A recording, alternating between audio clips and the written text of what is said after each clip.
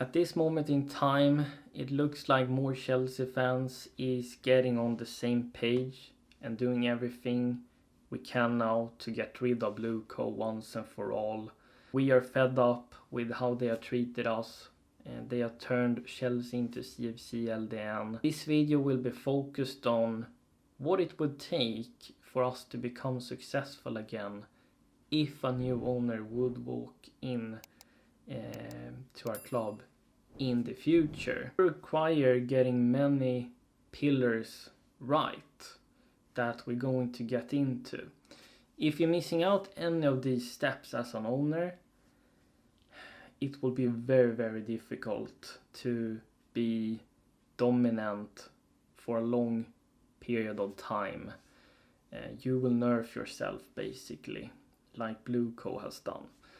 Now we all, I hope most Chelsea fans absolutely love Roman Abramovich, what he done for us, but if we're being realistic, he perhaps was an anomaly. Someone that did everything he could in his power to help us become successful. But most of owners won't be Roman Abramovich. That doesn't mean you should become an owner like blueco. That's the worst thing you can become. You're only focusing on raising the value of the club to then sell it and gain profits. You have to be balanced but slightly directed towards winning trophies, because that is what football is about. Of course, as an owner, you don't want to become broke. It's risky taking over a football club. Understand if you want to be a bit cautious and maybe earn a little bit money, but you should definitely be pivoting towards winning trophies more than earning money. It should be a healthy relationship. I mean, blueco, what they have done is just to the absolute extreme. And that's why we have become CFC LDN, and the fans are turning against the ownership now. So the first step a new owner needs to get it right is to set a club culture and a mentality throughout the whole club basically, whether it's for the background staff, whether it's for the manager, players, boardroom. Standards and a culture needs to be set. We're going to do everything in our power to win every game. We are respectful to each other. We're taking accountability. We're taking responsibility for everything we do. And we will have a healthy, positive relationship with each other. And if you're missing this step as an owner, this will breed immaturity, toxicity throughout the club. You will have fans turning against you, and in the end they can actually boycott, stop buying merch from the store, and that's going to hurt your pocket. You also need to get the fans on board, and if you're getting them on board and understands them, they will create a passionate, electric atmosphere, and they will buy more from the store because they are so happy with how the club is being run and how well it's going on the pitch, etc. Roman Abramovich had very high standards, but he was to the extreme as well. He sacked managers for coming at second place. I mean, that creates instability. It worked for us at that time, but it won't work in today's modern football. You need to get the right manager through the door and let him work for around 3 to 5 years. The second pillar you need to get it right is to set realistic and achievable goals. Of course, you can't aim to win titles if you don't have financial stability, if you don't have the power of drawing big players to your club. But I hope we still have that if new owners walk through the door. As long as blueco is here, I think players will be unsure whether they are actually going to join Chelsea or not, because more and more people will see what blueco is all about. But if new owners come in, getting the first pillars right, we're heading in the right direction. We can draw those big players. We can set goals again, like winning Premier League, Champions League. That is something Chelsea Football Club should always be aiming for. But when a new owner comes in through the door, you might lower the bar a little bit, because you have to literally rebuild anything, and it's going to take time. That you have the bare minimum of always trying to win every trophy that is in front of you. Maybe a Carabao Cup, maybe an FA Cup, maybe win a Europa League. And then when you have accomplished that, when you accomplished your goal for the season, the next season, you have to higher the standards. You have to raise the bar to continue pushing yourself. Otherwise, you will just stay in the same place. The third pillar to nail is to assign backroom staff that's going to suit your idea as an owner. If you don't have an idea, then maybe hire an elite sporting director and let him do the work. Otherwise, if you got some ideas, you're assigning background staff that will suit the sort of identity you want to build at Chelsea. So for example, if you want to build a sort of positional play, possession-based style, or a gegenpress with total domination, you have to acquire background staff that has the expertise in that field, because they will eventually find the coaches and manager and players that is required to build that sort of style. Or you just bring in a sporting director that is very flexible, can both hire managers and staff that is specialized in certain styles, or they can be adaptable and bring in managers that is adaptable to what he has in front of him. But you need to get in top level sporting directors, technical directors, scouts. You need a chief scout, head of youth development. You need a great coaching team. If you want to play technical football, it's important you bring in coaches that are experts on technical football. You also need to bring in this sort of analysts, medical team, all this kind of stuff.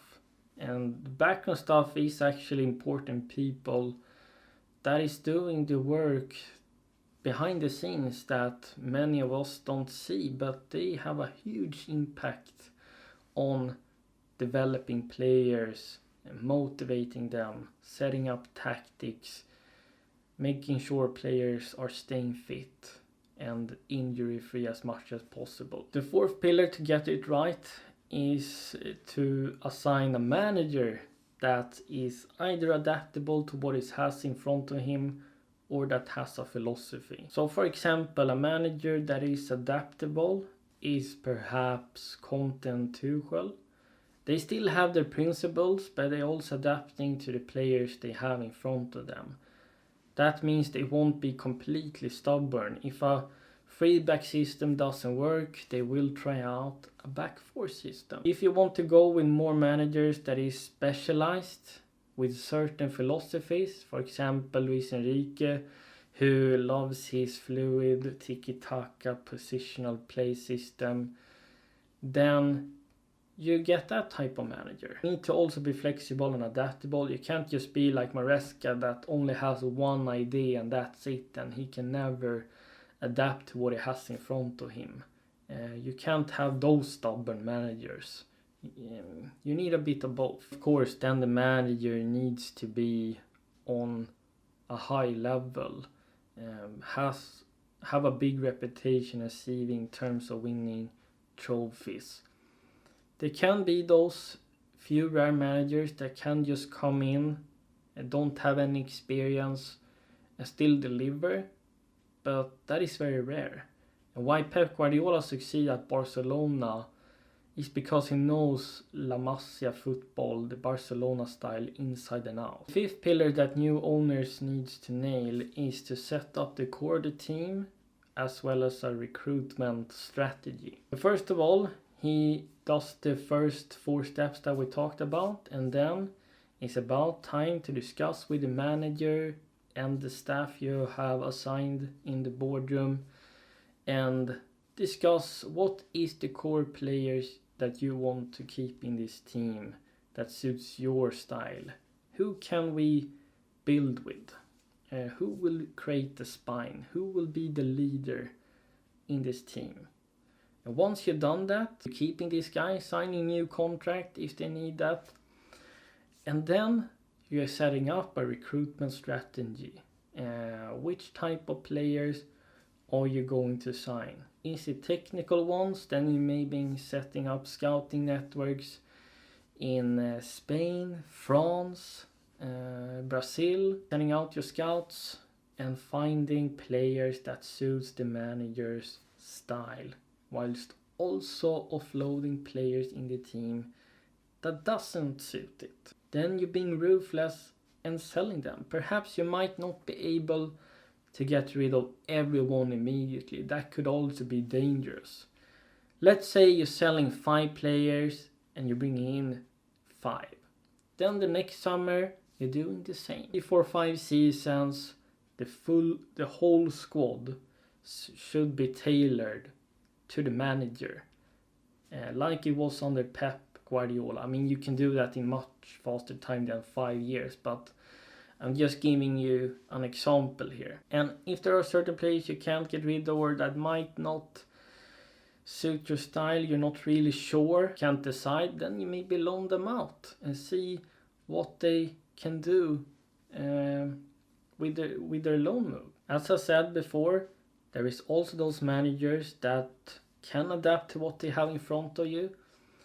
But I think the most important thing is that you know what you want as an owner and you need to back the manager some way or another. If you don't do that, that's going to lead to constant sackings, inconsistency. You will have to reset and rebuild very often. So it's very important owners getting this step right. The 6th pillar is to make use of the academy. And if you don't have an elite academy, you need to build one. And this step is more important than it was before. But in this modern day of football, we got new financial regulation, we have PSR, UEFA rules, other restrictions. So having an academy allows you to promote homegrown players that cost nothing to your first team. They will do that bit of extra because perhaps they are supporting your team. And they will also understand the tactics, the system to a great level. They will also be familiar with the culture, the country, city, the whole environment in the club. And if you promoting them, that means you can save money for something else, maybe buying another player into the team. However, if there are players that doesn't deliver or develop and has the ability to play for the first team, then you can sell them for pure profit, earn some money, and continue to invest in the academy and in the first team. Last and 7th step is what I call the financial aspects. And in this step, as a new owner, you need to make sure you're getting sponsors, of course. You need front of shirt sponsors so you get in revenue. You need to upgrade or expand the stadium you have.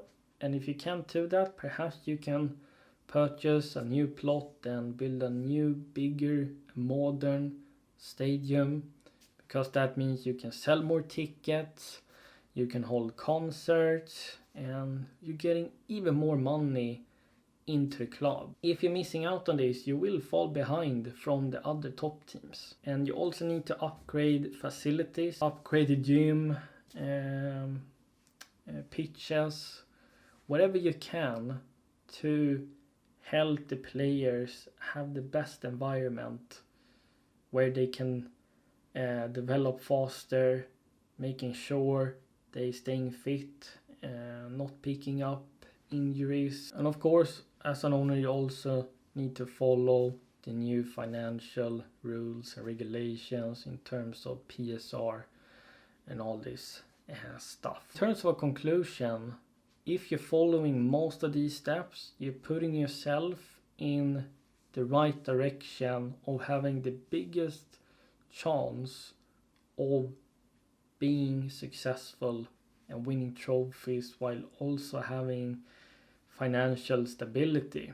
You can't promise anything in football. Nothing is set in stone. You can still do all these steps and still miss out, but at least you know you have done everything you can in your power. I think if a new owner comes in, of course, it's going to take time maybe before we see some proper results. And maybe it's going to take 5 years.